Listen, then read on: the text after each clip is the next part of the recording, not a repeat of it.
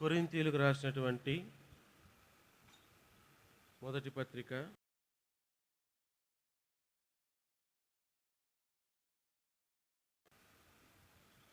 57వ వచనాన్ని దయచేసి అందరం కలిసి చదువుకుందాం. అపోస్తులుడైన పౌలు కొరింథీయులకు రాసిన మొదటి పత్రిక 15వ అధ్యాయము 57వ వచనాన్ని దయచేసి అందరం కలిసి చదువుకుందాం. అయినను మన ప్రభు అయిన యేసుక్రీస్తు మూలముగా మనకు జయము అనుగ్రహించుచున్న దేవునికి స్తోత్రము కలుగునుగాక. అపోస్తులైన పౌలు కొరింథీయులకు రాసిన మొదటి పత్రిక 15వ అధ్యాయం అంతా కూడా అంటే దాదాపు 58 వచనాలు ఇందులో ఉన్నాయి. ఈ 58 వచనాలు కూడా అంతా ఈ అధ్యాయం అంతా దాదాపు 58 వచనాలు పునరుత్థానాన్ని గురించే చెబుతూ రాశాడు పౌలు. కాబట్టి ఈ అధ్యాయానికి ఏమని మనం పేరు పెట్టుకోవచ్చు అంటే పునరుత్థానాధ్యాయనము అని అధ్యాయం అని మనం పేరు పెట్టుకోవచ్చు. ఎందుకంటే అనేక సంగతులు ఈ అధ్యాయంలో ఉంటూ వచ్చినాయి. వీలైతే బల సమయంలో మనం చూద్దాం అది. అయితే ఇప్పుడు మనం ఆరాధన కొరకై కొన్ని మాటలు ఈ అధ్యాయంలో చూద్దాం. కొరింథీయులకు రాసిన మొదటి పత్రిక 15:57లో ఇక్కడ ఏమంటున్నాడంటే మన ప్రభు అయిన యేసుక్రీస్తు మూలముగా మనకు జయము అనుగ్రహించుచున్న దేవునికి స్తోత్రము కలుగును గాక అని చెప్తున్నాడు. యేసుక్రీస్తు మూలముగా మనకు జయమిచ్చాడు. కాబట్టి మనం ఏం చేయాలంటే దేవునికి స్తుతులు స్తోత్రములు చెల్లించాలా అన్నట్టుగా ఆ వాక్య భాగం మనకు అర్థమవుతుంది.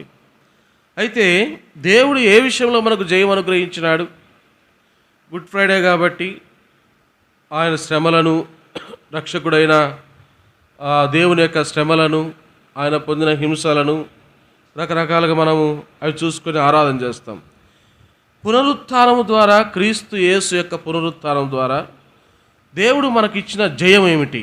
ఏ విషయాల్లో మనకు జయం అనుగ్రహించినాడు? ఎందుకు మనం దేవుణ్ణి ఆరాధించాలి అనేటువంటి విషయాలు మనం చూసుకొని ప్రభువును ఆరాధన చేస్తాము. మొదటిసారిగా క్రీస్తు ప్రభువు వారు పునరుత్థానుడైనందున మనకు కలిగిన మేలేంటంటే 18వ వచనం చూడండి. 18 కొరింథీయులకు రాసిన మొదటి పత్రిక 15వ అధ్యాయం 18వ వచనం. అంతేకాదు క్రీస్తునందు నిద్రించిన వారును నశించిరి అని చెప్తున్నాడు. ఇక్కడ ఎందుకు నశించినారు అని అంటే ఆరాధన కాబట్టి తొందరగా అయిపోయేసుకొని నేను ఎక్కువ దాన్ని వివరించడం లేదు. ఇక్కడ వీలైతే బల్ల వర్తమానంలో కొన్ని సంగతులు చూద్దాం. ఇప్పుడు ఏదో అవసరం దాన్ని చూద్దాం. క్రీస్తునందు నిద్రించిన వారు నశించిరి. యేసు ప్రభువు పునరుత్థానుడు కాకపోతే ఆడేం రాయబడి ఉంది? నిద్రించిన వారు నశించిరి. అంటే నిద్రించిన వారంటే ఎవరు? చనిపోయిన వారే కదా. చనిపోయిన వారందరినీ కూడా దైవ సంబంధమైన వాక్యము వారికి ఏం పేరు పెట్టింది? నిద్రపోతున్న వాళ్ళు అని పేరు పెట్టింది. నిద్రపోయేవాడు ఎప్పుడో ఒకసారి ఏం చేస్తాడు? వాడు కోమాలేకపోతే లేకపోతే చచ్చిపోతేనే తప్ప ఎవడు కూడా లేలేడు. కానీ నిద్రపోయేవాడు ఎప్పుడో ఒకసారి ఏదో ఒక టైంలో ఎంత నిద్రపోతైనా లేస్తాడు.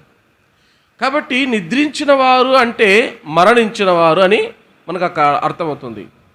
యేసు ప్రభు తిరిగి లేవకపోతే, యేసు ప్రభు పునరుత్థానుడు కాకపోతే ఏముంటున్నాడంటే మనమందరము అంటే క్రీస్తునందు నిద్రించిన వారును అంటే క్రీస్తునందున్నవారు కానీ క్రీస్తునందు లేనివారు కానీ ప్రతి ఒక్కరు కూడా ఏమైపోయినారంట?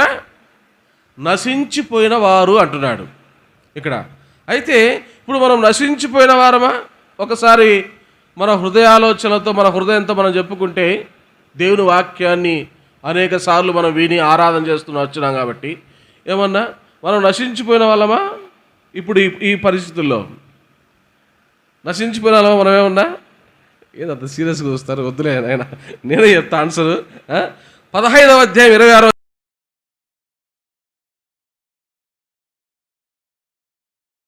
అంటే నశించిపోవడం అంటే ఏంటి? 26 వచనం, కడపట నశింపజేయబడు శత్రువు ఏందంట?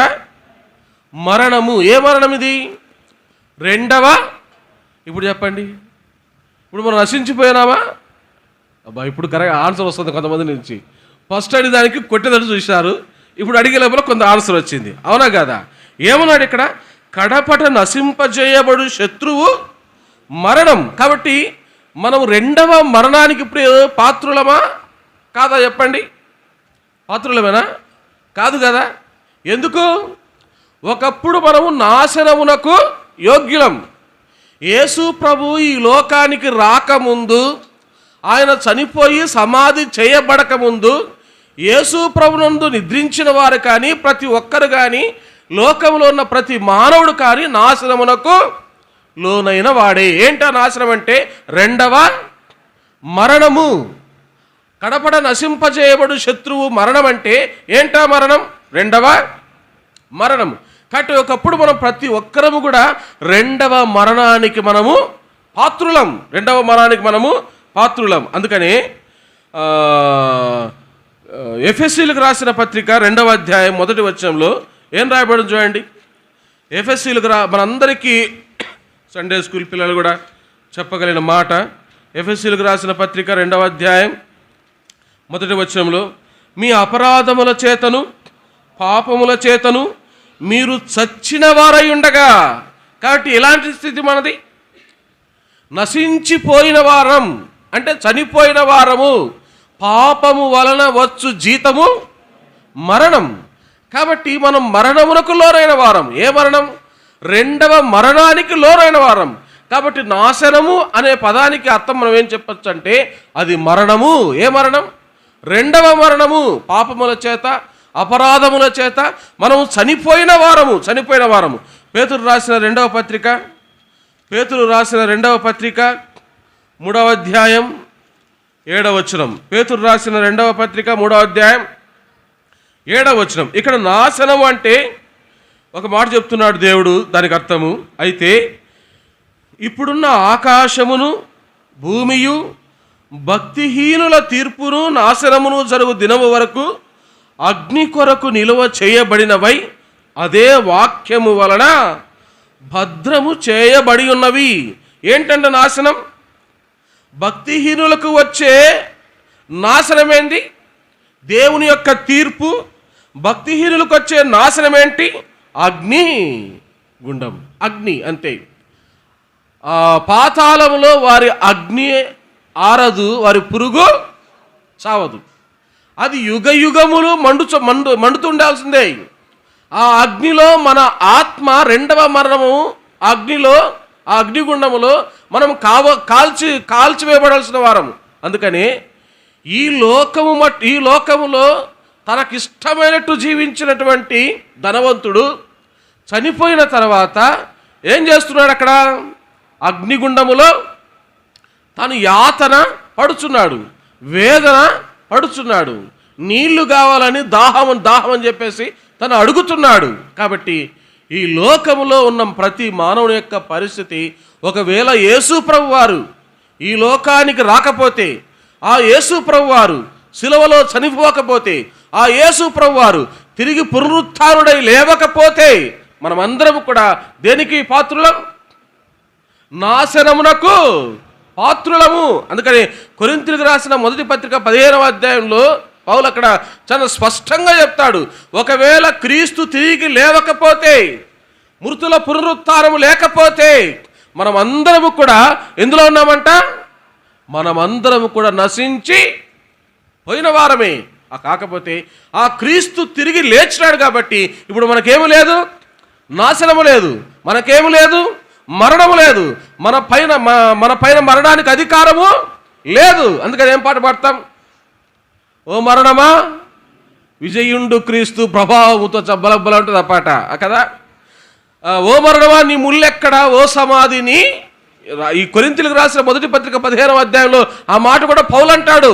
ఒక ప్రవక్త ఆ మాట అంటే, ఆ మాటను పౌలు అక్కడ అనేక మంది ప్రవక్తలు పలికిన మాటలను కొరింథీయులకు రాసిన మొదటి పత్రిక 15వ అధ్యాయంలో క్రీస్తు యొక్క పునరుత్థానాన్ని చెప్తూ అనేక సంగతులు అక్కడ పౌలు చెప్తూ వస్తాడు. కాబట్టి మరణం పైన మనకేమొచ్చింది? విజయం. రెండవ మరణం పైన విజయం. ఇప్పుడు మనకేం లేదు, అగ్నిగుండం మనకు లేదు, తీర్పు, దేవుని యొక్క తీర్పు మన పైన లేదు. మనమే తీర్పు తీరుస్తాం. ఎవరికి? మనకు తీర్పు లేదు. ఒకప్పుడు తీర్పు కింద ఉన్నవారం, ఇప్పుడు మనము తీర్పు తీర్చే వాళ్ళం. అవునా కదా? సింహాసనంలో పైన కూర్చొని రా అని చెప్పేసి కొంతమందికి మనము తీర్పు తీర్చే వాళ్ళం.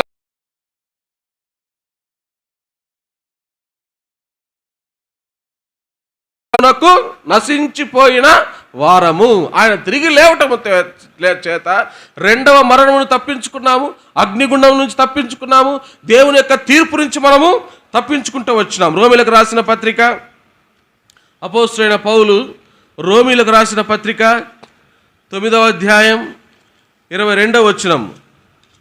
రోమీలకు రాసిన పత్రిక పౌలు 9వ అధ్యాయము 22వ వచనం. అలాగు దేవుడు తన ఉగ్రతను అగుపరుచుటకును తన ప్రభావమును చూపుటకును ఇచ్చయించిన వాడై నాశనమునకు సిద్ధపడి ఉగ్రతా పాత్రమైన ఘటములను ఆయన బహుదీర్ఘ శాంతముతో. ఇప్పుడు నాశనమునకు లోనైన వాళ్ళు ఎవరంట? అక్కడ రాస్తున్నాడు పౌలు చక్కగా, దేవుని ఉగ్రతకు పాత్రమైన ప్రతి ఘటం. ఎవరు ఆ ఘటం? నువ్వు, నేనే. అంటే ఈ లోకంలో ఉన్న ప్రతి ఒక్కరు కూడా నాశనములకు పాత్రమైన ఘటములే. అవునా కదా? కాబట్టి దేవుడు తిరిగి లేవడం చేత, క్రీస్తు ప్రభువు వారు తిరిగి లేవడం చేత ఇప్పుడు మన మీద ఏమి లేదు, దేవుని ఉగ్రత లేదు, మన పైన ఏమి లేదు, తీర్పు లేదు, మనకేమి లేదు, అగ్ని లేదు, మనకేమి లేదు, రెండవ మరణం మనకి లేదు. కాబట్టి ఇక్కడ పౌలు అంటున్నాడు కొరింథీయులకు రాసిన 15వ అధ్యాయము 57వ వచనంలో, క్రీస్తు మూలముగా మనకేమిచ్చాడంట? మనకు జయం అనుగ్రహించాడు. అందుమూలంగా దేవునికి ఏం చెల్లించాలా? స్తోత్రము మనం చెల్లించాలా. కాబట్టి కొరింథీయులకు రాసిన మొదటి పత్రిక 15వ అధ్యాయములో మొదటి మేలు మనకు ఏంటంటే, దేవుడు తన పునరుత్థానము ద్వారా దేవుడు మనకి ఇచ్చినటువంటి మేలు ఏంటంటే, నాశనము నుండి దేవుడు మనల్ని తప్పిస్తూ వచ్చాడు. రెండవదిగా అదే 15వ అధ్యాయము, కొరింథీయులకు రాసిన మొదటి పత్రిక 15వ అధ్యాయం 14వ వచనం. 15వ అధ్యాయం 14వ వచనం. మరియు క్రీస్తు లేపబడి ఉండని ఎడల మేము చేయు ప్రకటన వ్యర్థమే, మీ విశ్వాసము వ్యర్థమే. 17వ వచనం చూడండి. క్రీస్తు లేపబడని ఎడల మీ విశ్వాసము వ్యర్థమే, మీరింకను మీ పాపములోనే ఉన్నారు. యేసు ప్రభు పునరుత్థానం ద్వారా దేవుడు మనకిచ్చిన మొదటి మేలు, నాశనము నుండి మనల్ని తప్పించినాడు. క్రీస్తు ప్రభు వారు పునరుత్థానుడై తిరిగి లేవడం ద్వారా అక్కడ అంటున్నాడు, ఒకవేళ లేయకపోతే యేసు ప్రభు వారు మూడవ దినాన మీ విశ్వాసము వ్యర్థం. ఇంకా మీరు దేంట్లో ఉన్నారు? పాపములోనే మీరు ఉన్నారు. ఇప్పుడు మిమ్మల్ని ఒక ప్రశ్న అడుగుతా. ఇప్పుడు మీ విశ్వాసం ఎలాంటిదండి బ్రదర్స్? ఒకటోసారి, రెండోసారి, చివరిసారిగా పాట పాడుతున్నాడు, మూడోసారి మీరు ఫెయిల్. అక్క వాళ్ళు మీరు చెప్పండి, మీ విశ్వాసం ఎలాంటిది? ఎందుకు మీ విశ్వాసం ఎలాంటిది? ఎలాంటి విశ్వాసం మనం పొందినాం? ఒకప్పుడు వ్యర్థమైన విశ్వాసం. ఎప్పుడు? ఒకవేళ క్రీస్తు ప్రభువు వారు తిరిగి లేవకపోతే మన విశ్వాసం ఎలా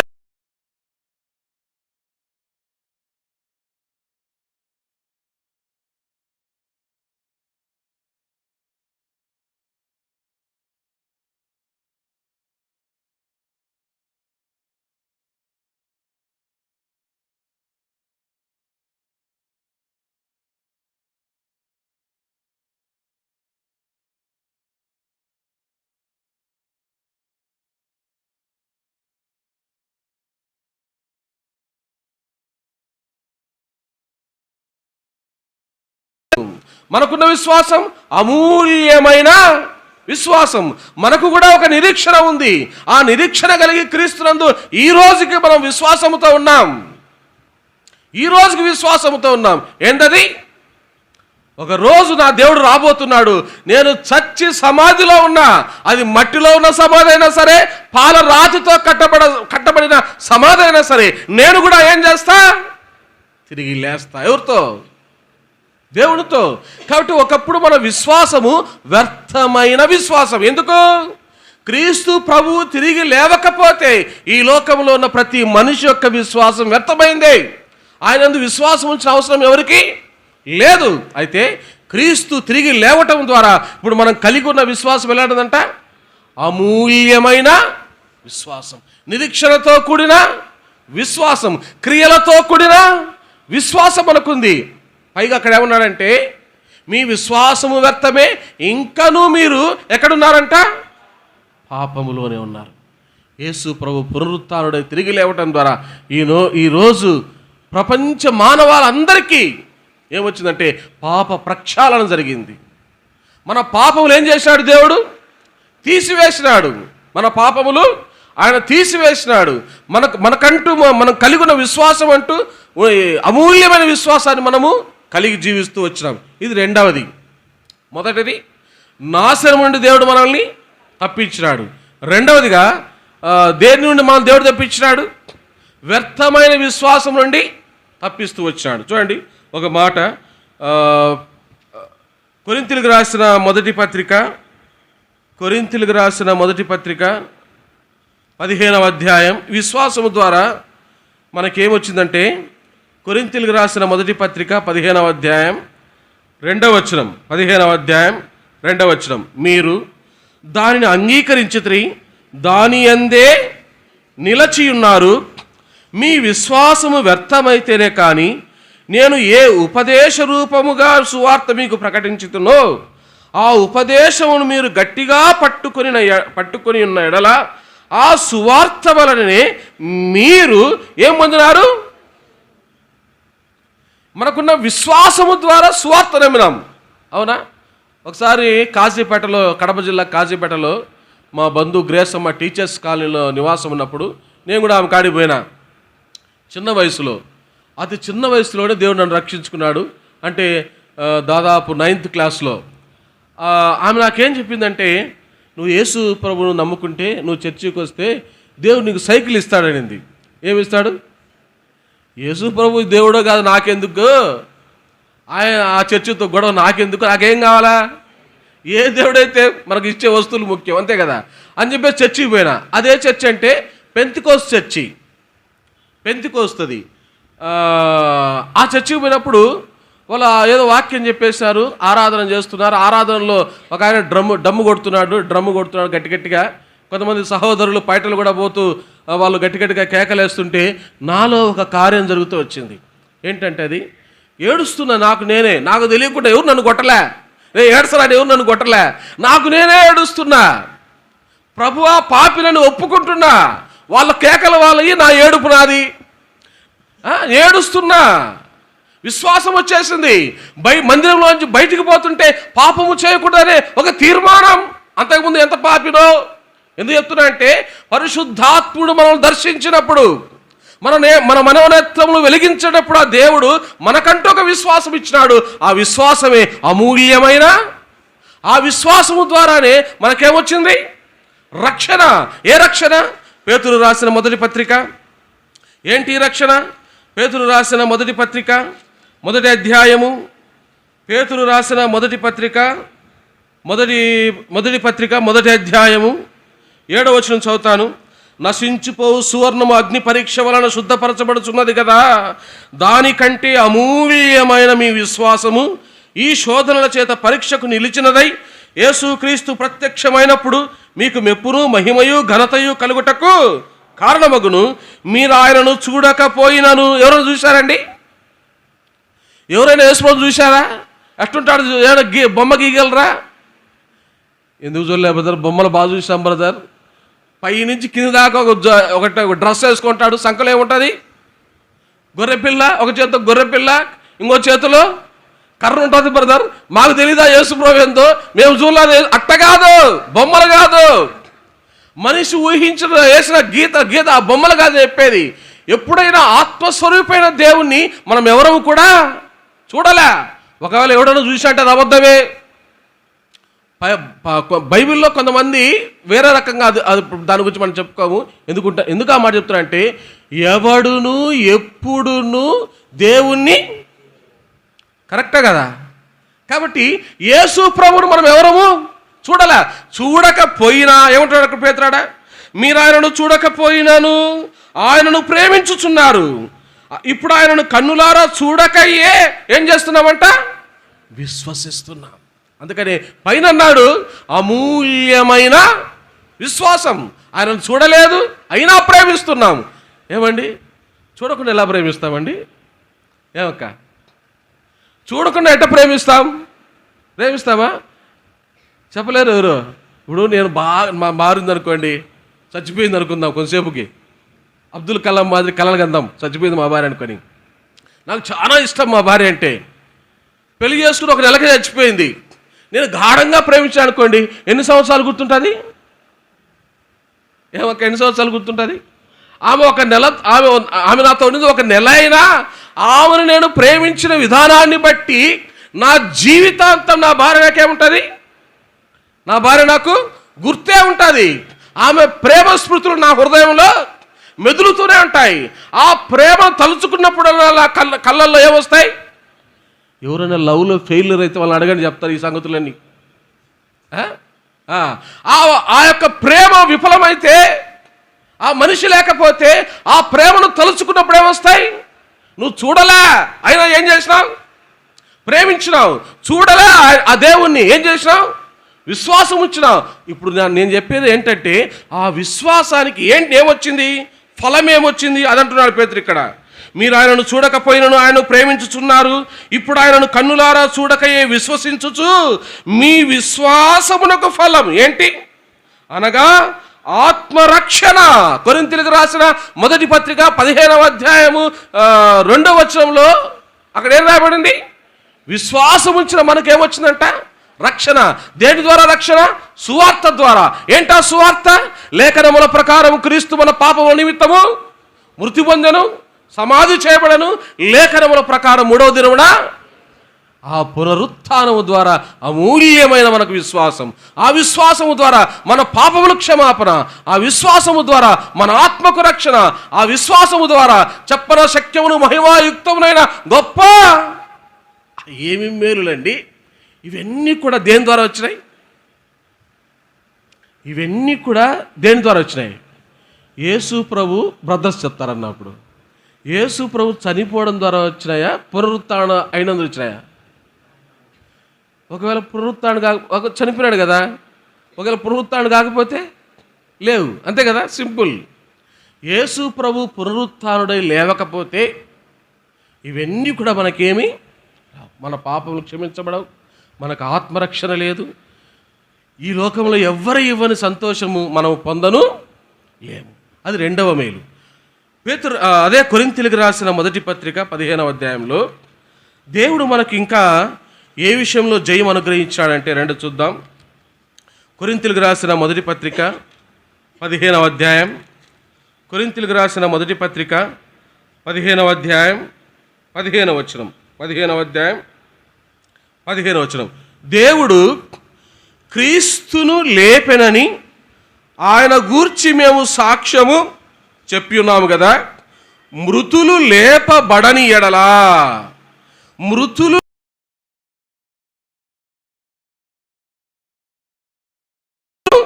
దేవుని విషయమై అబద్ధపు సాక్షులముగా అగపడుచున్నాము. ఇప్పుడు రాత్రి ఇంత పెద్ద పెద్ద బొంగులు పెట్టుకొని, అల్యూమినియం బొంగులు, మీరు బొంగులు అంటారా బూరలు అంటారా? వాటిని ఏమంటారా? మీరు కూడా బొంగులేనా, బూరలా? సారీ, మేము బొంగులో ఏదో ఒకటి మైకులు అంటాము. ఇంత పెద్ద అల్యూమినియం బొంగులు పెట్టేసి, సారీ మీ భాష మాట్లాడదాం, బూరలు పెట్టేసి ఓ అని పాటలు పాడి, ఓ అని తెగ ప్రార్థనలు చేసేసి కొన్ని వారాల నుండి, కొన్ని రోజుల నుండి ఓ అని వాక్యం ఎవరి గురించి చెప్పినాం? ఎవరి గురించి చెప్పినామండి? గట్టిగా చెప్పలేరే? సిలువ వేయబడిన క్రీస్తుని గురించి చెప్పినాం. ఏంటి ఆ సాక్ష్యం?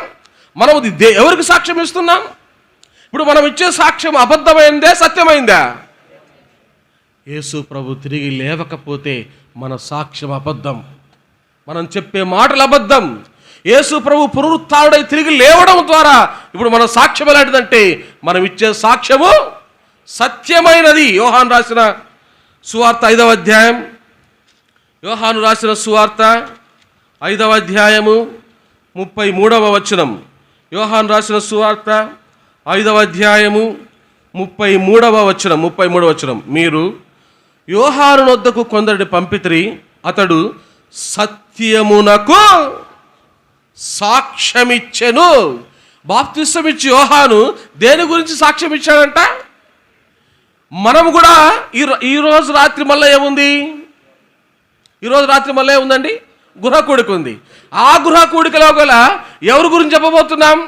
పునరుత్థానుడైన క్రీస్తును ఆధారం చేసుకొని తెలియని వారికి బూరలు ఉపయోగించి యాంప్లిఫైయర్లు పెట్టేసి పవర్ సప్లై ఇచ్చి పాటలు పాడి ప్రార్థన చేసి పునరుత్థానాన్ని గురించి వారికి సాక్ష్యం చెప్పబోతున్నాం. ఎందుకంటే మన సాక్ష్యము ఎలాంటిది?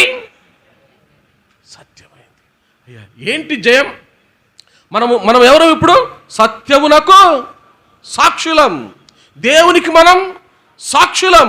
యోహాను రాసిన మొదటి పత్రిక 1వ అధ్యాయం 3వ వచనంలో జీవమునకు మనం సాక్షులం, పునరుత్థానానికి మనం సాక్షులం. అవునా కదా? ఎన్ని మేళ్ళు అండి! ఇవన్నీ కూడా దేని ద్వారా వచ్చినాయి? ఇవన్నీ కూడా దేని ద్వారా?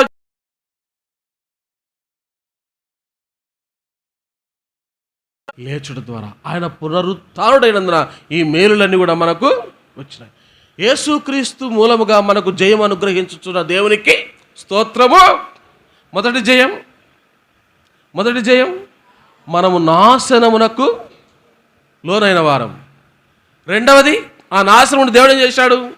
పునరుత్థానం ద్వారా తప్పిస్తూ వచ్చాడు. రెండవది, వ్యర్థమైన విశ్వాసం. కానీ దేవుడు మనకిచ్చిన విశ్వాసం అమూల్యమైంది. దాని ద్వారా ఏమొచ్చినా చెప్పుకున్నాం. మూడవది ఏంటి? మనము అబద్ధానికి సాక్షులము కాదు కానీ సత్యమునకు సాక్షులం. కొరింథీయులకు రాసిన మొదటి పత్రిక. నేను లేఖనాలు ఎక్కువగా చూపించడం లేదు, ఆరాధన కాబట్టి కొన్ని మాటలు చూసుకొని ముగిస్తామనే ఉద్దేశంతో ఎక్కువ లేఖన భాగాలు చూపించడం లేదండి. కొరింథీయులకు రాసిన మొదటి పత్రిక 15వ అధ్యాయం. కొరింథీయులకు రాసిన మొదటి పత్రిక 15వ అధ్యాయం 19వ వచనం చూడండి. 19వ వచనం, 15, 19. ఈ జీవిత కాలం మట్టుకే మనము క్రీస్తునందు నిరీక్షించిన వారమైనడల మనుషులందరికంటే దౌర్భాగ్యులమై ఉందుము. ఏమన్నాడు ఇక్కడ? ఈ జీవిత కాలం మట్టుకే మనము క్రీస్తునందు నిరీక్షించిన వారమైనడలా అంటే పునరుత్థానుడై దేవుడు లేకపోతే, ఒకవేళ పునరుత్థానమే లేకపోతే మనకు ఈ జీవితం తప్ప మరొక జీవితం ఏంటి? మనకు ఈ జీవితమే తప్ప మరొక జీవితము. కొంతమంది అంటారు, ఏమంటారు?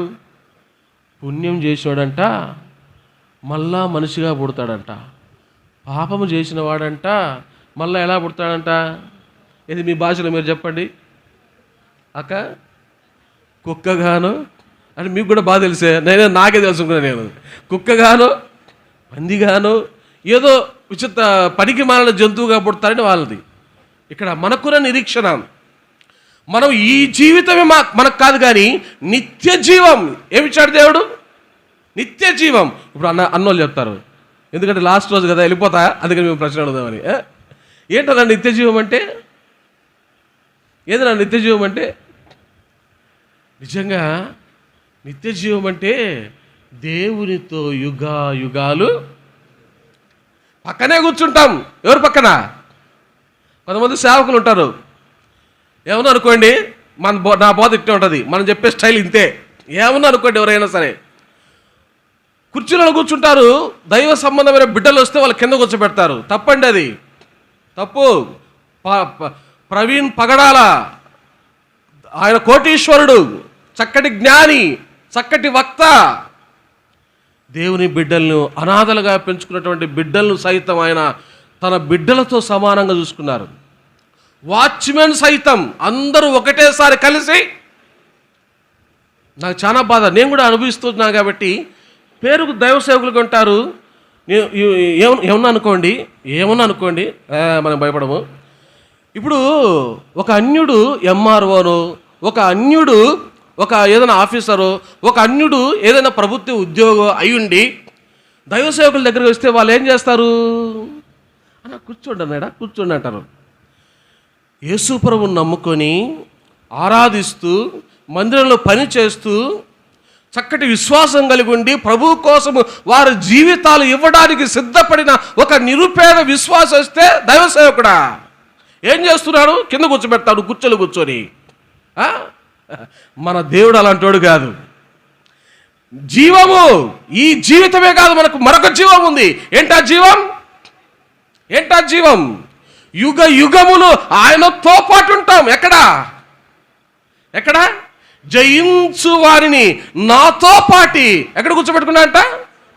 ఆయన సింహాసనం మందండి, మందది. ఎవరిది? ఆ సింహాసనం మంది, ఆ రాజ్యం మంది, ఆ దేవుడు మనోడు అంటే 2, 3 కాదండి, మళ్ళీ ఇటు కలిపారు మీరు, అయి కాదు. ఆ దేవుడు మనవాడు, ఆ రాజ్యం మనది, ఆ సింహాసనం మనది. చూడండి ఆ మాట. తెస్సలోనికలకు రాసినటువంటి మొదటి పత్రిక 4వ అధ్యాయం. తెస్సలోనికలకు రాసినటువంటి మొదటి పత్రిక 4వ అధ్యాయం 17వ వచనం. 4వ అధ్యాయం 17వ వచనం. ఆ మీదట సజీవులమై నిలిచిండు మనము వారితో కూడా ఏకముగా ప్రభువును ఎదుర్కొనుటకు ఆకాశ మండలమునకు మేఘముల మీద కొనిపోబడుదుము. కాగా మనము సదాకాలము ప్రభువుతో కూడా. యేసు ప్రభు ఎలా పోయినాడంట? 40 దినాలు ఈ లోకంలో ప్రత్యక్షమై శిష్యులకు ఆయన ఎలా కొనిపోబడ్డాడు? దేని మీద కొనిపోబడ్డాడు? మేఘముల మీద కొనిపోబడ్డాడు యేసు ప్రభు వారు. ఇప్పుడు మనం కూడా ఎలా పోతామంట? మనము కూడా మేఘముల మీద. విమానం నువ్వు ఎక్కకపోయినా పర్వాలే, అయ్యో నేను విమానం ఎక్కలేదే అని నువ్వు బాధపడాల్సిన పనిలే. విమానం కంటే పెద్ద విమానం ఎక్కుతావు. అప్పుడు నువ్వు ఎలా పోతావు? మేఘముల పైన నువ్వు పోతావు. ఏమి ధన్యత అండి! ఇవన్నీ కూడా ఈ భాగ్యం, ఈ జయం దేని ద్వారా? క్రీస్తు యొక్క పునరుత్థానం ద్వారా. ప్రభువుతో మనం ఎప్పటి వరకు ఉంటామంట? ఆయన వస్తే మనం కూడా లేస్తాం. ఆయన వస్తే మనం కూడా మేఘాల మీద పోతాం. ఆయన వస్తే సదాకాలం మనం కూడా ఎవరితో ఉంటాం? దేవునితో ఉంటాం. సదాకాలం మనం కూడా దేవునితో ఉంటాం. అది మనకు కలిగిన జయం. జయము. చూడండి, నేను ఇంకొకటి చెప్పేసి నేను ముగించడానికి ఇష్టపడుతున్నాను. రండి, కొరింథీయులకు రాసిన మొదటి పత్రిక 15వ అధ్యాయం. కొరింథీయులకు రాసిన మొదటి పత్రిక 15వ అధ్యాయం 13వ వచనం. కొరింథీయులకు రాసిన మొదటి పత్రిక 15వ అధ్యాయము 13వ వచనం చూడండి. మృతుల పునరుత్థానము లేని ఎడల క్రీస్తు కూడా లేపబడి ఉండలేదు. అంటే ఒకవేళ పునరుత్థానమే లేకపోతే యేసు ప్రభు కూడా ఏం చేయలేదు? లేపబడలేదు. 16వ వచనం చూడండి. మృతులు లేపబడని ఎడల క్రీస్తు కూడా లేపబడలేదు. ఇప్పుడు క్రీస్తే లేపబడకపోతే నువ్వు లేస్తావా? లేవు. ఇప్పుడు యేసు ప్రభు తిరిగి లేచాడు కాబట్టి మనము కూడా లేస్తాం. ఇదే అధ్యాయం పోయి పౌలు కాడికి పోయి, ఆ మహాజ్ఞాని అయిన ఆ పౌలు కాడికి పోయి, పౌలా ఎలా లేస్తానయ్యా అని ఒకవేళ నువ్వు అడిగినావనుకో, రా అంటాడు. నువ్వు రా బిడ్డ చూపిస్తా అంటాడు. చూడండి, కొరింథీయులకు రాసిన మొదటి పత్రిక 15వ అధ్యాయం 42వ వచనం. కొరింథీయులకు రాసిన మొదటి పత్రిక 15వ అధ్యాయం 42వ వచనం. మృతుల పునరుత్థానము అలాగే. ఎలాగంట? క్రీస్తు పునరుత్థానం లేకపోతే క్రీస్తు లేపబడలేదు. క్రీస్తు లేచినాడు కాబట్టి ఏముంది? పునరుత్థానం ఉంది. ఆ పునరుత్థానం ఎలాగంట? ఇప్పుడు చూడండి, శరీరము క్షయమైనదిగా విత్తబడి అక్షయమైనదిగా. మీరు పదాలు బాగా గమనించాలా. శరీరం క్షయమైనదిగా విత్తబడి అక్షయమైనదిగా, ఘనహీనమైనదిగా విత్తబడి మహిమ గలదిగా, బలహీనమైనదిగా విత్తబడి బలమైనదిగా, ప్రకృతి సంబంధమైన శరీరముగా విత్తబడి ఆత్మ సంబంధమైన. ఏంటండి ఎన్ని మేళ్ళు! ఎలా లేస్తామంట మనము? అక్షయులముగా, మహిమ గల వారముగా, బలమైన వారముగా, ఆత్మ సంబంధమైన శరీరముతో మనం ఏం చేస్తాం? తిరిగి లేవబోతున్నాం. అందుకని ఈ సంగతులన్నీ పౌలు తలపోసుకొని మనం చదువుకున్న లేఖన భాగము కొరింథీయులకు రాసిన మొదటి పత్రిక 15వ అధ్యాయం 57వ వచనంలో ఏమన్నాడు అక్కడ? అయినను మన ప్రభువైన యేసుక్రీస్తు మూలముగా మనకు జయము అనుగ్రహించుచున్న దేవునికి స్తోత్రము. కాబట్టి ఆయన పునరుత్థానుడైనందున ఈ మేలులన్నీ కూడా, ఈ జయములన్నీ కూడా మనకు దేవుడు ఇస్తా వచ్చినాడు. చివరిగా ఒక మాట అంటాడు, చూడండి ఆ మాట 19వ వచనం. ఇంతకుముందు చదువుకున్నాము మరోసారి. ఈ జీవిత కాలం మట్టుకే మనము క్రీస్తునందు నిరీక్షించిన వారమడలా మనుషులందరికంటే దౌర్భాగ్యులమైందుము. ఇప్పుడు మీరేమంటారండి ఈ మాటకి? ఇప్పుడు మనమేం పెట్టుకోవాలి ఆ మాటకి? ఇక్కడ ఏమన్నాడు? ఈ జీవితకాలం మట్టుకే. ఇప్పుడు మీరు ఇక్కడికి వస్తున్నారు, పాపం శుక్రవారం వచ్చినారు, శనివారం వచ్చినారు, శుక్రవారం నైట్ వచ్చినారు, శనివారం నైట్ వచ్చినారు, ఈస్టర్ పండగైనా సరే ఇంట్లో ఉండకుండా మళ్ళా మందిరానికి వచ్చినారు, మళ్ళా రాత్రికి వస్తారని విశ్వాసం, అమూల్యమైన విశ్వాసం మీ పట్ల నాకు ప్రగాఢంగా ఉంది. ఎందుకు వస్తున్నారండి? ఏమండి ఎందుకు వస్తున్నారు? ఈ జీవితానికైతే రావాల్సిన పని లేదు కదా. ఇంట్లో కూర్చుకొని అక్షరంగా ఏదో ఒకటి చేసుకొని తిని టీవీలు చూసుకుంటే సరిపోద్ది. అంటే మీకు కూడా ఏముంది? ఏదో ఏదో దేవుడి ద్వారా పొందాలనేటువంటి తాపత్రయం, తపన మీలో ఉన్నాయి కాబట్టి వచ్చినారు. కాబట్టి ఇప్పుడు మనం అందరం కూడా దౌర్భాగ్యులమా భాగ్యవంతులమా? మనం దౌర్భాగ్యులం కాదు, మనుషులందరికంటే దౌర్భాగ్యులం కాదు. ఏం పెట్టుకోవచ్చాడా? మనుషులందరికంటే భాగ్యవంతులం. మనుషులందరికంటే భాగ్యవంతులం. భాగ్యం మనకు కలిగింది. కాబట్టి అటువంటి తలంపులు మన మనసులో పెట్టుకొని ప్రభుని ఆరాధన చేస్తాం, ఆరాధనలో ప్రవేశిస్తాం.